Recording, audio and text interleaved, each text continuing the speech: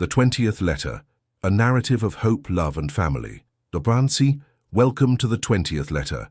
Hello, dear viewers. Welcome to another narrative that will deeply touch your hearts. Today, I bring you a story of hope, overcoming and true love, set in imperial Brazil of 1881. In an era where widows were seen as burdens and large families as curses, a desperate man wrote 20 letters searching for a mother for his 7 orphaned children. 19 women fled in terror, but the 20th would forever change the destiny of 13 children and 2 broken hearts. Tell me in the comments, where are you watching this story from? I love knowing that our tales reach so many corners of our beloved world. If you believe in the power of love that builds families, leave your like and subscribe to the channel. Your likes help me continue bringing these narratives that warm the soul.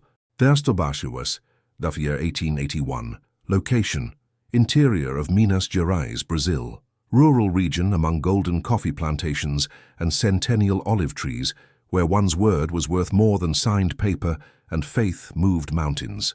Dawn came gently over Joaquim's coffee plantations, tinting the green leaves with a melancholy gold that mirrored the sadness in his heart. 3 years had passed since Rosa departed for the Lord's embrace, taken by yellow fever that swept the region like a plague of Egypt. And there he stood, a 40-year-old man who looked 50, gazing at his 7 children like a gardener contemplating plants orphaned of rain. The stone house with blue windows no longer held the same warmth as before. The roof wept tears during thunderstorms, and lime peeled from the walls like dead hopes. In the dirt-floor kitchen, the wood stove hissed melancholically, while Anna, with her 14 years and premature sadness etched on her face, stirred the corn porridge that would be the family's breakfast. José, the eldest at 16, already carried on his broad shoulders the responsibility of a grown man. His eyes, mirrors of his father's, revealed a maturity forced by suffering. Manuel, Carlos, Benedict, Luis, and Gabriel moved through the house like ghosts of lost childhood, each seeking in his own way to fill the void left by the gentle hands that no longer blessed them at bedtime. The kerosene lamp flickered in the living room that now served as storage for life's necessities. There, among corn sacks and rusted tools, Joaquim knelt every morning before the shrine of Our Lady Aparecida, asking for strength for another day of struggle. His calloused hands held the rosary like a shipwrecked man grasps a lifeline. It was on one of those mornings, when the wind carried the sweet aroma of ripe coffee mixed with Anna's silent weeping, that Father Francisco appeared on the dusty road. A kind man, with white whiskers like cotton and eyes that held the wisdom of one who had consoled 1,000 afflictions, he came bringing more than the morning blessing. "Joaquim, my son," said the priest, adjusting his worn cassock, "there are widowed and single women in neighboring villages, devout Christians who might accept forming a family with an honorable man like you." The words fell upon Joaquim's heart like rain on parched earth. Could it be possible? Was there in the world a charitable soul willing to be mother to 7 orphans? But when the priest departed, leaving behind only the dust of hope, Joaquim didn't know he was about to face 19 rejections that would nearly shatter his faith forever. How can a man maintain hope when even charity seems to have limits? Joaquim's letters were portraits of his naked soul. With the measured handwriting of a simple man, he described his stone house, his verdant coffee plantations, his goat and chicken farming. But mainly he spoke of his children, 7 small hearts that beat like wounded birds seeking maternal shelter. The first response came like a slap. 7 children is too heavy a burden for any Christian woman. The words cut deeper than a razor, leaving a wound that bled hope. Other women arrived by ox cart, carrying tied bundles and guarded expectations. But it was enough for José to run to meet them, shouting, "Will you be our mother?" for them to flee like those escaping from ghosts. One even crossed herself 3 times before disappearing down the dusty road.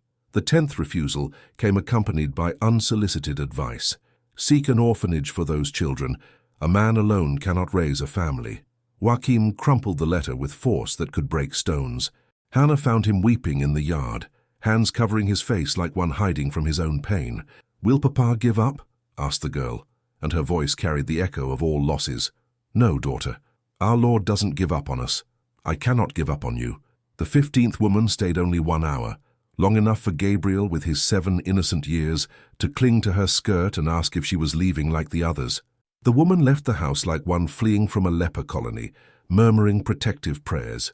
The 19th response arrived on a winter afternoon, when drizzle made the house stones weep frozen tears. It was an educated refusal, almost pitying. "May God bless you in your search, but I cannot be the answer to your prayers." That night, Joachim knelt before the shrine for hours. His tears soaked the dirt floor as he prayed with fervor that would pierce heavens. "Lady Aparecida, if there is in the world a charitable soul for my children, guide her to me. If there isn't, give me strength to accept your will." Anna found him there at dawn, still kneeling, still praying, and it was she, with her girl-woman wisdom, who whispered, "Papa, Our Lady heard. She's going to send the 20th. Would a child's faith be stronger than a man's despair?" 3 days' journey from there, in a mud house that seemed more like weeping than sheltering, Francisca received a letter that would change the course of the stars. She was 36 years old with 6 children: 13-year-old Teresa, 11-year-old John, 10-year-old Mary, 8-year-old Peter, 6-year-old Anthony, and Catherine, the youngest at 5, who still asked for the father who would never return. Francisca's hands, calloused from washing others' clothes at the river, trembled as she held the paper. It was Joachim's 20th letter, written with the same honesty as the others, but imbued with a different hope, the hope of one who had reached his limit and placed everything in God's hands. She read it once, twice, 3 times. In the first reading, she saw impossibility. 7 motherless children were too heavy a burden for shoulders already bent by life. In the second, she saw opportunity. The man had productive lands, a stone house, prosperous livestock. Her children wouldn't go hungry as they did now. In the third reading, she saw recognition. There was the same desperation she carried, the same daily struggle to maintain dignity amid adversity. The straw roof dripped over the table where she sewed by candlelight, mending others' dresses for a few coins. The regional landowner constantly threatened her with eviction. Last winter, Anthony and Catherine had fallen ill from lack of proper food. The neighbors, when they learned of the letter, were unanimous in discouraging her. "Francisca, you'll be treated like a slave. A man with 7 children only wants free help. Think carefully, woman. You have your own children to care for." But that's exactly what Francisca was thinking about. Her own children, who grew thinner each day, who went to bed each night with hunger disguised as sleep. That dawn, while drizzle drummed on the roof like tears from heaven, Francisca made her decision. She wouldn't be guided by fear of malicious tongues, but by hope that God doesn't abandon those who trust in His providence. She took the pen, dipped it in ink she saved for special occasions, and wrote, "Mr. Joachim, I accept your proposal. I will depart with my children next week. May the Lord's will be done." But what Francisca didn't reveal in that letter was a secret she carried like a thorn stuck in her chest. She wasn't a stranger to Joachim. She was indeed the 20th response, but she had also been one of the 19. What mystery connected that courageous woman to the recent past of rejections? What Joachim had never imagined was that Francisca held a secret that could change everything. 3 weeks earlier, in April of that year, 1881, she had been one of the 19 who had told him no. Joachim's first letter had arrived on a sunny morning when Francisca still believed she could support her family alone. She read it carefully, but fear spoke louder than necessity. 7 orphaned children seemed like an impossible ocean to navigate for someone already struggling not to drown with 6. She wrote an educated refusal and gave it to the postman. But Joachim's letter wouldn't leave her mind. For 3 weeks, the words of that desperate man echoed in her dreams like a soul's plea.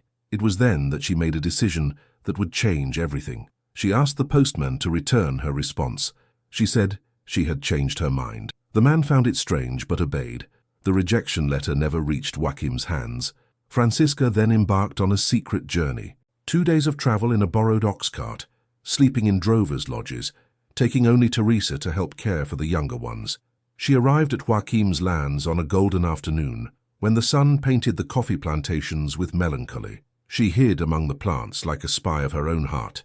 There she stayed a whole day watching. She saw Joachim teach Gabriel to write his own name in the dirt with a stick. She saw him braid Anna's hair with the care of a goldsmith molding gold. She saw him gather the 7 children to pray the rosary at sunset, but it was at nightfall that she witnessed the scene that would break any heart of stone. After everyone slept, Joachim went out to the yard and wept. He wept like a lost child, wept like a man who had reached his limit. He knelt under the stars and pleaded to the heavens, "Lord, if there is no woman in the world for my children, take me too. I have no strength to see them suffer more." Francisca covered her mouth to keep from sobbing. There was her own pain reflected, her own solitude mirrored. She recognized in Joachim's weeping the echo of her own tears shed in silence. She returned home transformed. The refusal she had written before no longer made sense. God had shown that both carried the same cross, that they could help each other carry it. It was then that she wrote the 20th letter, the one Joachim had received as an answer to his prayers. She didn't mention that she already knew him, that she had already said no. She simply accepted, like one accepting divine design. Could love be capable of being born from a pious lie? The ox cart creaked down the dusty road like harsh music of hope. 3 days of travel had marked the faces of Francisca and her 6 children with road dust and expectation of the unknown. Teresa held Catherine on her lap, while the boys squeezed between bundles and uncertain dreams. It was Sunday at dusk when they arrived. The sun was saying goodbye behind the mountains, painting the sky pink and gold, as if nature itself wanted to bless that encounter. Joachim waited in the yard, flanked by his 7 children, who lined up like soldiers in formation. Francisca descended from the cart with the dignity of one who arrives to stay, not to evaluate. She wore her best dress, the black of mourning but clean and well pressed. Her calloused hands held a rosary of dark beads, and her posture revealed the courage of one who had bet everything on a single card. The 13 young eyes studied each other in silence, loaded with curiosity and wariness. Anna observed Teresa, like one recognizing a rival or future sister. Jose analyzed John with the seriousness of a protective firstborn. The younger ones hid behind the older ones, like little birds on their first flight. It was Gabriel who broke the silence. With his 7 years and the transparency of those who haven't yet learned to lie, he ran to Francisca and grabbed her skirt desperately. "Are you going to leave like the others?" The question cut the air like a sharp blade. Francisca knelt to be at the boy's height, looked deep into his motherless eyes, and answered with a voice that carried promise, "No, my son, I came to stay." And it was at that moment that Catherine, shy as a violet, came out from behind Teresa and extended her tiny hand to Gabriel. "Do you want to see the chicks?" The boy smiled for the first time in weeks. Together, they ran to the yard where the hens pecked golden grains like small hopes. And there, seeing the 2 children laugh as if they were blood siblings, Joachim and Francisca knew that God had answered their prayers. The house had to reorganize itself like a heart that shelters new love. Anna and Teresa would share the smaller room. The older boys, Jose, John, and Manuel, would stay in the back room. Carlos, Benedict, Luis, Peter, Anthony, and Gabriel would sleep in the living room with Joachim and Francisca. That first night, when everyone finally fell asleep to the sound of gentle rain falling on the patched roof, Joachim and Francisca remained awake, each in their corner, listening to the breathing of 13 children who now formed a family. But would it be possible to unite 2 wounded flocks into a single family? The following weeks brought storms that didn't come from the sky, but from the clash of 2 families trying to become one. The stone house with blue windows seemed too small to contain so many personalities, so many longings, so many fears disguised as tantrums. Anna felt dethroned. For 3 years, she had been the lady of the house, the one who decided the menu, who organized the clothes, who blessed the younger ones before sleep. Now Teresa, just 1 year younger, seemed to want to share that authority. The argument exploded one morning when both went to fetch water from the well. "I always fetch the water," said Anna, holding the bucket like a royal scepter. "My mother told me to fetch it," replied Teresa, extending her own hands. The bucket fell to the ground, spilling precious drops that were lost in the dry earth like wasted tears. The 2 girls looked at each other with a sorrow they didn't completely understand, sorrow of those who had lost their place in the world and hadn't yet found the new one. Among the boys, the tension was different, but equally real. Jose, accustomed to being his father's right hand, saw John as a threat to his position. When John made a mistake hoeing the new coffee plants, Jose didn't spare criticism. "Boy, you don't even know how to hold the hoe properly." John swallowed the insult like one swallowing bitter medicine, but his eyes filled with tears he refused to shed. At night, Francisca found him sitting alone in the yard, looking at the stars like one seeking solace in heaven. The worst confrontation came when Carlos, with his 12 years and all the arrogance of pre-adolescence, pushed Peter during a game and declared with unconscious cruelty, "You're not my real brother. You don't belong to this land." Peter fell to the ground with scraped knees and wounded pride. Anthony and Catherine ran to defend him, creating confusion that only ended when Francisca appeared with the serene authority of one who knows the childish heart. Not everything was thorns. Gabriel and Catherine had become inseparable companions, inventing games and sharing secrets like true siblings. Luis and Anthony discovered affinity in egg collecting and chick care. Mary, silent by nature, found in Benedict a companion for readings under the shade of the centennial olive tree. But the nights were too long for so many people crowded together. The muffled crying of a homesick child would wake 3 others. The creaking of the bed where José slept bothered Manuel. Whispered conversations between the girls disturbed the younger one's sleep. It was as if the entire house were an out-of-tune instrument, each soul playing a different note, creating a cacophonous symphony of hearts in adaptation. How to harmonize such diversity into a single family melody? A month had passed since Francisca's arrival, and the house seemed like a battlefield where war was waged with whispers and resentful looks. Joaquim worked in the fields with double effort, as if he could compensate for domestic turbulence with sweat. Francisca cooked, washed and sewed with the dedication of one trying to prove her worth through work. It was on a starry October night, when the full moon illuminated the coffee plantations like melted silver, that Joaquim and Francisca finally allowed themselves a true conversation. They sat in the yard, after all the children had fallen asleep, keeping between them the respectful distance of 2 strangers united by sacrament and necessity. "Francisca," Joaquim began, and his voice carried the weight of all responsibility, "I need to tell you that before you, 19 women fled from this house. Some didn't even enter. They left praying our fathers as if fleeing from the devil." Francisca listened in silence, observing the calloused hands of the man who had become her husband without ever being her suitor.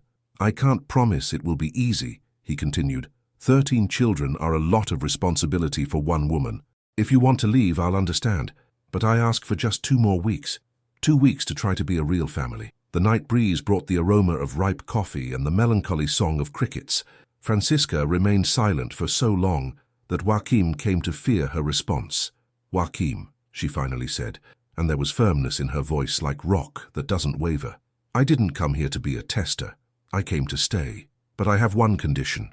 The man raised his eyes, hopeful. "You need to be father to all my children, as I will be mother to all yours. I don't want John to feel less than José, nor Catherine to be treated differently than Anna. If we're going to form a family, it will be a complete family, or none at all." Joaquim extended his calloused hand. Francisca took it with her own hands marked by work. Both were survivors, warriors of silent battles, now united by something greater than attraction or passion, united by hope that love can be born from respectful cohabitation. "Deal," he said. "We'll seal our agreement before God." Together, under the starry sky of Minas Gerais, they knelt and prayed in Our Father, asking for strength to transform 2 wounded families into one healed family. The words mixed in the night air like promises carried to heaven by vigilant angels. Would it be possible for true love to be born from a practical agreement? 3 months had passed since the agreement under the stars, and the family was beginning to find its rhythm when an unexpected storm appeared on the horizon. Father Francisco arrived on a cloudy morning, bringing more than morning blessings. He brought the moral indignation of Doña Joaquina, a neighbor whose tongue was sharper than a razor blade. "Joaquim, my son," said the priest, nervously adjusting his cassock, "murmurings have reached my ears. Doña Joaquina and other devout women of the sisterhood are scandalized. They say you and Francisca live as common-law partners, setting a bad example for the Christian community." The words fell upon the house like stones on glass. Joaquim paled, knowing the weight such accusation carried in that society. Francisca, who was washing clothes in the yard, interrupted her work and came to listen, drying her hands on her mended apron. "Father, we sleep in separate corners of the living room, with all the children as witnesses." Joaquim defended himself. "Our union is merely practical for the good of the little ones." "I know, my son, I know, but appearances—" "Don Severino, our bishop, sent word that either you marry before God, or Francisca must leave this house. The children have been forbidden from attending catechism, while this arrangement persists." The threat hit Joaquim's paternal heart directly. His children deprived of sacraments, Anna prevented from making her first communion, the boys excluded from the parish's St. John's feast. "We will marry," said Francisca before Joaquim could respond. Her voice was firm as a cliff facing a storm. "I didn't come here to be expelled by malicious tongues." Jose, who was listening hidden behind the kitchen door, came out of his hiding place with teary eyes. "Will Papa forget Mama Rosa?" The question pierced Joaquim's heart like an accurate thorn. He knelt before his eldest son and explained with the patience of one teaching a fundamental lesson. "Son, the human heart isn't like a drawer that only fits one thing. Your mother Rosa will always have her place kept here inside. But Francisca deserves a place too, different but real." Teresa, who observed the scene with disguised jealousy, asked softly, "Will my mother love Mr. Joaquim more than she loved my father?" Francisca took the girl by the hands, looked deep into her eyes, and responded with honesty that cut through lies. "Teresa, dear, love isn't a competition. I loved your father as a young woman loves, her first passion, ardent and desperate. If I come to love Joaquim, it will be as a mature woman loves, with respect, cohabitation, and conscious choice." That afternoon, Joaquim opened the trunk where he kept Rosa's memories and removed the golden ring she had worn during 8 years of marriage. He gave it to Francisca as a symbol not of substitution, but of continuity. The family would continue, protected by sacrament and blessed by God. Would marriage by obligation be capable of generating true love? Sunday, September 1881, dawned cold but sunny, as if God approved of the union that would be celebrated. The little village church, built in stone and lime by the faithful themselves, was modestly decorated for the wedding that the entire region was talking about, not for its luxuries, but for the peculiarity of uniting 13 orphans into a new family. Francisca wore the same black dress she had worn at her first husband's funeral, but now adorned with a blue ribbon that Anna had embroidered in secret during early morning hours. Rosa's ring sparkled on her finger, like promise and responsibility. There was no veil or flowers, only the simple dignity of one who marries for love of neighbor, not for personal passion. Joaquim wore his only suit, saved for baptisms and funerals, brushed and pressed by Teresa with the care of one preparing armor for important battle.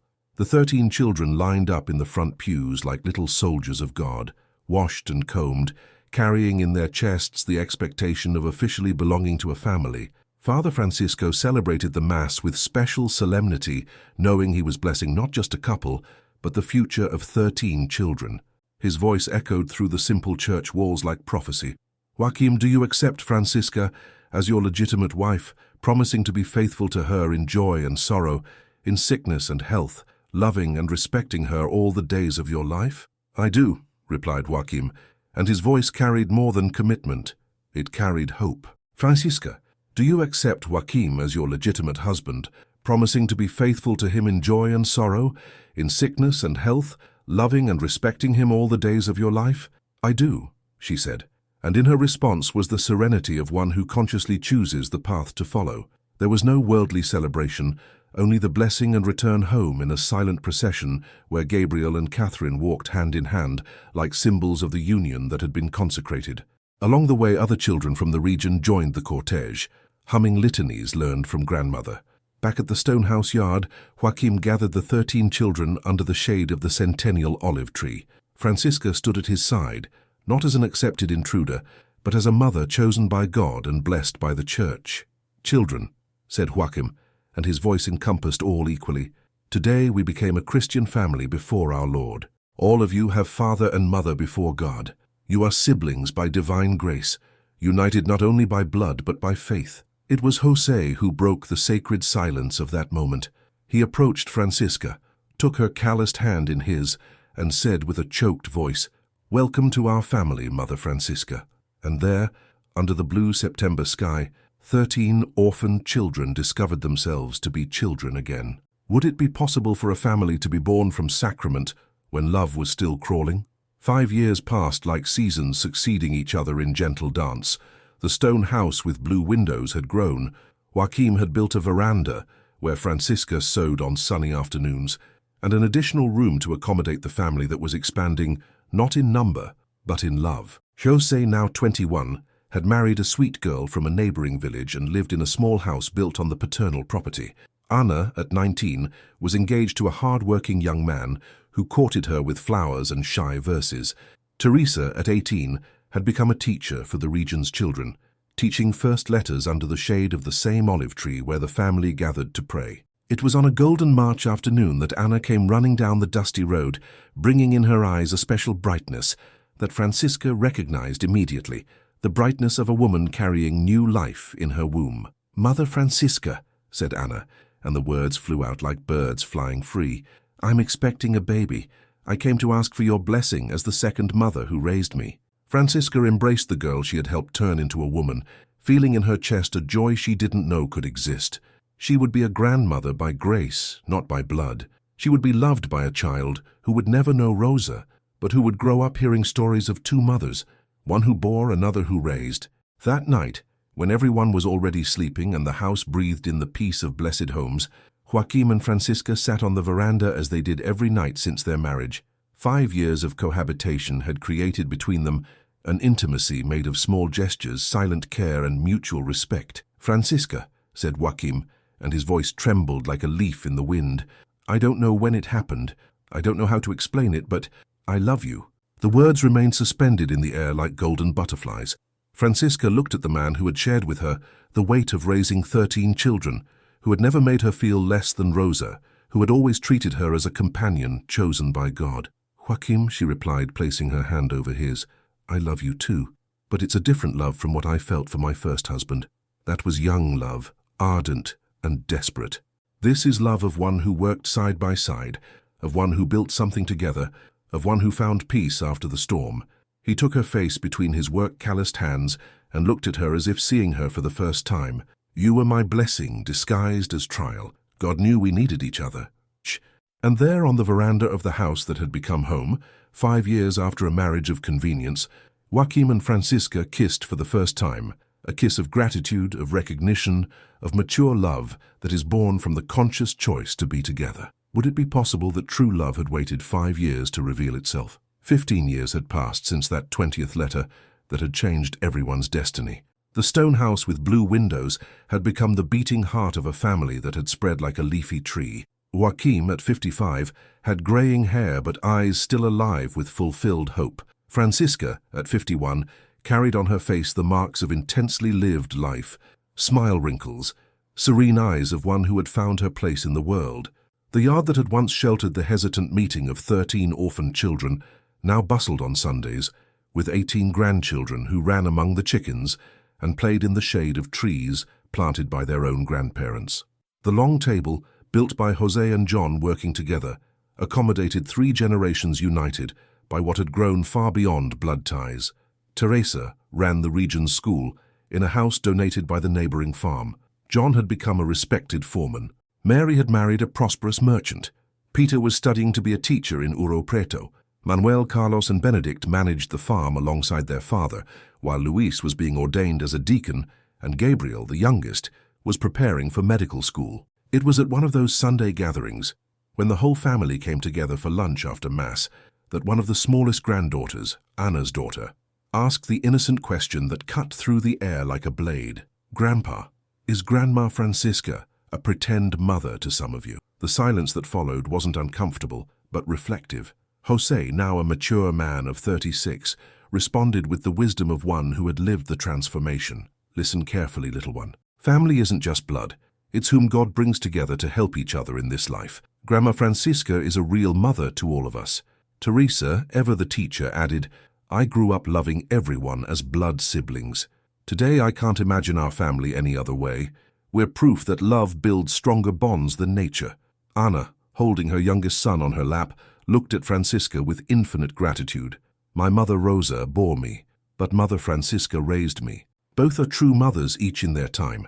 That afternoon, when the last grandchildren left and the house returned to the silence of permanent inhabitants, Joaquim and Francisca sat on the veranda as they always did, but now their hands intertwined naturally, and their eyes held the peace of those who had fulfilled their mission. "Do you regret having answered that letter?" asked Joaquim. "I regret," she replied, smiling, "not having answered the first one." He laughed, pulling her closer. "God knew the right time. Everything happened as it should have. How could it be possible to measure the value of a family built by love?" The following years brought the first reminders that even the most solid love is subject to the laws of time. Joaquim began to feel the weight of years in his back, bent by work, in hands that trembled slightly when holding the rosary, in steps that became slower along the paths of the farm he had built with so much sweat. Francisca, always attentive, noticed how he sometimes stopped in the middle of a sentence, searching for words that seemed to flee like frightened birds. She saw him looking at the coffee plantations with melancholy, like one silently saying goodbye to fulfilled dreams. One winter morning, Joachim couldn't get out of bed. It wasn't serious illness, just the body collecting decades of hard work. Francisca cared for him like a dedicated nurse, preparing herbal teas from herbs gathered in the yard, reading him passages from the Bible he most liked to hear. "Francisca," he said one of those mornings, holding her hand like one grasping a last thread of hope, "promise me something. Tell me, my dear, if I leave first, don't let this family fall apart. You are the center that keeps everyone united. Promise you'll continue being everyone's mother." She kissed the forehead where hair was now completely white. "I promise, but you won't leave yet. We have grandchildren to meet, weddings to bless." Joachim smiled weakly, but his eyes shone with the satisfaction of one who had fulfilled his mission. For 3 days he remained bedridden, receiving visits from all children and grandchildren, blessing each one with words of love and guidance. In the early morning of the 4th day, when Francisca dozed in the chair beside the bed, she woke to silence. A different, absolute silence. Joachim had departed as he had lived his last years, in peace, surrounded by love, with his heart at rest. The funeral was well attended, like a celebration of a well-lived life. People from neighboring villages came to pay homage to the man who had transformed 20 letters into a family of 30-odd people. The new priest, substitute for the deceased Father Francisco, said in his homily, "Joachim proved that fatherhood is not just a matter of blood, but of a heart that gives itself." Francisca cried all the tears she had saved, but without despair. She cried like one saying goodbye to a journey companion, knowing that the walk would continue and that he would remain alive in every child raised, every grandchild loved. How would a woman widowed for the 2nd time find strength to keep such a large family united? 2 years after Joachim's departure, Francisca became the solitary pillar that sustained the expanded family. At 53, she carried the responsibility of keeping united children, sons-in-law, daughters-in-law, and grandchildren, who venerated her as an indisputable matriarch. The stone house with blue windows had become a sanctuary, where everyone sought counsel, comfort, and blessing. But there was something Francisca had never told anyone, a secret she carried like a thorn stuck in her chest since that first rejected letter. In all those years, she had kept to herself the truth about having been one of the 19 initial rejections. Not even Joachim had ever known that she had observed him hidden in the coffee plantation before accepting his proposal. The revelation came unexpectedly on a Sunday afternoon, when the family gathered as always for lunch. Gabriel, now a graduated and married doctor, brought a disturbing discovery. Among the papers left by his father, he had found a list with the names of the 19 women who had rejected his marriage proposal. "Mother," he said, showing the yellowed paper, "your name is here. Francisca, widow with 6 children. Letter returned without response." The silence that fell over the table was like a stone thrown in still waters. All eyes turned to Francisca, who paled as if she had seen a ghost. José was the first to react, with a voice choked with incomprehension. "Mother Francisca, what do you mean? You rejected my father before accepting?" The family matriarch, who had always been an example of honesty and transparency, found herself obliged to reveal the secret she had kept for so many years. With a voice that trembled like a leaf in the wind, she told the whole truth: the first refusal, the 3 weeks of remorse, the secret journey to observe Joachim, the decision to send the acceptance letter. "Forgive me," she said, tears running down her face marked by time. "I was afraid you would discover and think I came only for interest. I wanted you to believe I accepted right away, out of Christian charity." Teresa, now a 33-year-old lady, stood up and embraced the mother who had raised her. "Mother, that only proves you are human. You were afraid, as anyone would have been. But you came back. You stayed. You loved us. That's what matters." Anna, with tears in her eyes, added, "Papa always said you were the answer to his prayers. It doesn't matter if it was the 20th letter or the 1st. What matters is that God guided your heart to us." In that moment of revelation and forgiveness, the family united once more around the woman who had been not only a second mother, but an example of courage to change one's mind when the heart spoke louder than fear. Would forgiveness be capable of healing even the most guarded secrets? Francisca lived another 2 years after the secret's revelation, 2 years of complete peace, knowing she had been forgiven and understood by all the children she had raised. She died on a sunny spring morning at 55, surrounded by the entire family that bid farewell to their matriarch with infinite gratitude. Her funeral was even more crowded than Joaquim's. People from 3 neighboring villages came to pay homage to the woman who had proven that maternal love has no limits of blood. The priest read at the ceremony the psalm she most appreciated. Like shepherds of his flock, God entrusts mothers with the care of his children. In the village cemetery, under the shade of a yellow trumpet tree that bloomed like natural homage, Jose and Teresa together chose the words that would forever mark the gravestone of their adoptive parents. Here rest in peace, Joaquim and Francisca. He wrote 20 letters seeking a mother for his children. She was the only one who stayed. Together they built a Christian home where love conquered blood and faith conquered fear. United on earth by divine providence, united in heaven for eternity. Years later, when Gabriel was already a respected doctor in the capital and Ana grandmother to many grandchildren, the story of the 20th letter became legend in the region. They said that when someone was desperate, they should write 20 letters asking God for help, that the 20th would always be answered. The stone house with blue windows continued being the family's meeting point on Sundays. The long table, now led by Ana as the new matriarch, still accommodated 3 generations who grew up with the certainty that family is a daily construction of love, patience, and faith. Teresa, who never married by her own choice, dedicating herself to educating the region's children, transformed her parents' story into a theatrical play she presented at school every June festival, teaching new generations that love has many faces and that God writes straight with crooked lines. And when the region's children misbehaved or disobeyed their parents, mothers would say, "Remember the story of Mr. Joaquim and Mrs. Francisca. Family is God's gift that must be cared for with love." The yellow trumpet tree that grew over their tomb bloomed every year exactly on the day Francisca had first arrived at the farm, as if nature annually celebrated the miracle of a family born from a letter. The 20th letter that transformed rejection into love, despair into hope, and 13 orphans into a blessed family. Legend said that whoever passed under the blooming trumpet tree and made a sincere request for their family would have their request granted, because there rested 2 hearts that proved that true love always finds a way to win.